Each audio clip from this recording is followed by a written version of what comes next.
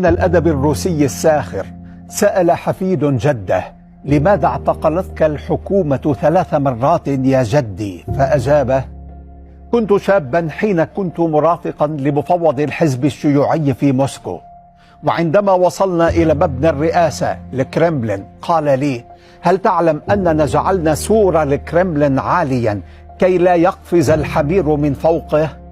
قلت له: سيقفزون من الخارج للداخل أم من الداخل للخارج؟ فاعتقلوني ولم يفرجوا عني إلا بعد أن مات زعيم الحزب ستالين.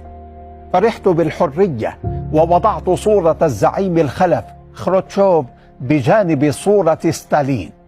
علم مفوض الحزب الذي كان يكره ستالين فاستدعاني وسألني: هل لازلت تضع صورة هذا الحمار؟ سألته: أي منهما سيدي؟ فأعادوني إلى السجن.